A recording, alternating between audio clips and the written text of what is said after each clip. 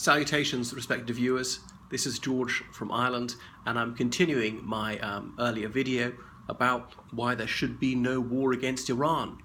The United States, Saudi Arabia, and Israel, they're all gearing up to attack Iran in the next few months, couple of years. I hope it doesn't happen. It might not come to that.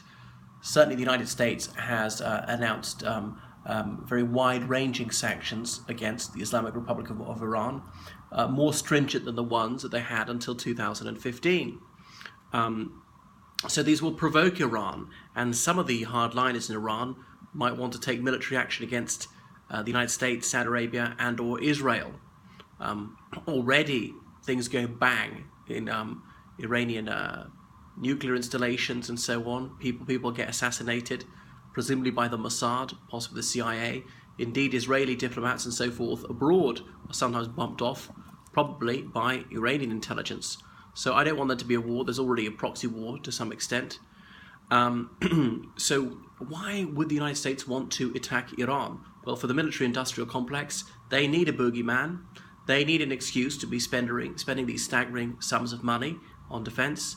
What is not really defense, what a misnomer, on attacking other countries. Regime change is one of their objectives. John Bolton has been absolutely candid about that. But regime change would not be legal. This is not sufficient reason to start a war. The Iranian government does not like the US government. That would not make it lawful for Iran to attack and occupy the United States because they do not find the Trump administration to be palatable. Imagine if this legal principle were to pertain, that any sovereign state could invade and take over another country so they could install a puppet government of their liking. How much bloodshed would there be? We would be wading through an ocean of blood, but that would be to the satisfaction of some of the ultra hawks. So if the last 20 years should have taught us anything, is that democracy cannot be introduced by drone strike. This theory has been tested to destruction and beyond. One ought to be circumspect about starting a war. Wars are not difficult to start, but they are very difficult to stop. These localized conflicts can spread, they can drag in more countries. So we could easily have the United States, Saudi Arabia, Israel on one side, possibly some other Gulf states. Iran could get some of its allies in on the other side. The Iraqi government is very pro-Iranian. The Syrian government is very sympathetic to Iran. There are groups in Lebanon like Hezbollah who are sympathetic to them. Some of the Central Asian countries could come in on Iran's side. Iran has a cordial relationship with China and so forth. So it is better to tolerate a bad situation than to create an absolutely horrific one. And I hold no brief for the Iranian government, and I realize there's considerable wrongdoing on their side. However, it smacks of the most staggering hypocrisy for the United States to castigate the Iranian government whilst turning Nelson's eye to worst abuses by the United States' dear allies. So in international relations, one seldom has to choose between bad and good. It's usually between bad and downright awful. So it's a question of choosing the lesser of two evils. Far better to let the Iranian government carry on, hopefully on a reformist path, than invade and cause untold suffering, and it may well not be the outcome that Uncle Sam wants. What chutzpah it takes to say that Iran is a threat to the Middle East when Israel is occupying Palestine and indeed the Golan Heights, which belongs to Syria. Look at the brazen hypocrisy of the United States for denouncing Iran as a threat to peace. When is the last time Iran invaded another country? Not for centuries. Now, even since 1945, how many countries has the United States bombed or occupied? It's dozens. Now, some of that was justified, on other occasions it was arguable, and on other occasions it was downright wrong. But there's no question which country is more aggressive. Now, partly it's the question of capability. The United States has it, and Iran does not.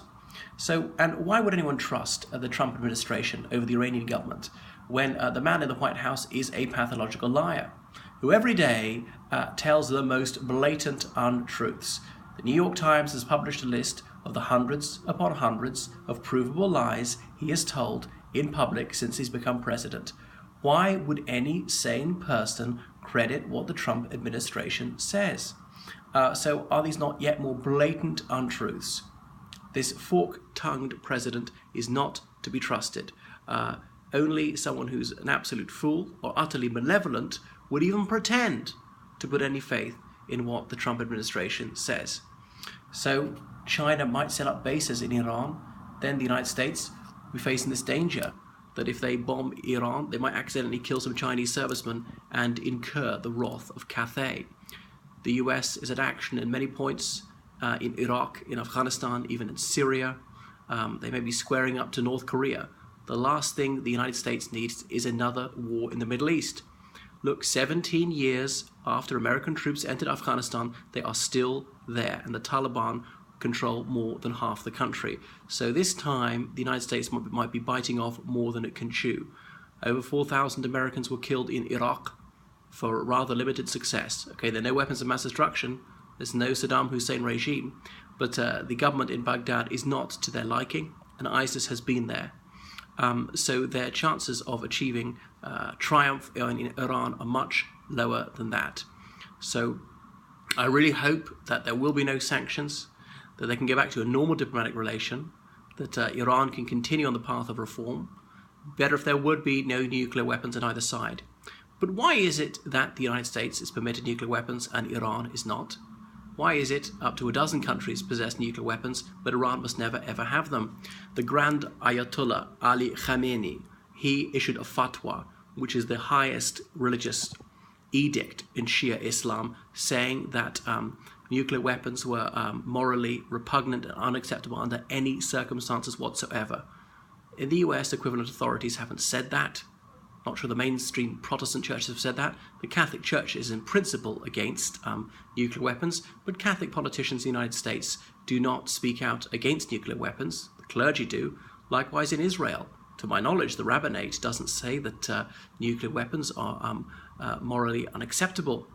In the Iran-Iraq war, the Iraqis often used chemical weapons and slew thousands of Iranians with these weapons, often civilians, but Iran never responded in kind, despite the fact that poison gas was quite easy to come by on the international market.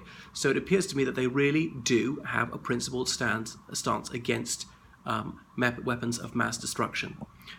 So these are some of the reasons why a war against Iran would be illegal, immoral, moronic, and likely to end in catastrophe for the United States. Even if some sort of victory were achieved, it would be a Pyrrhic victory. The government could be overthrown, but the United States is not willing to pay the blood price or the financial price of a decades-long occupation with very little chance of a friendly government emerging in the long run.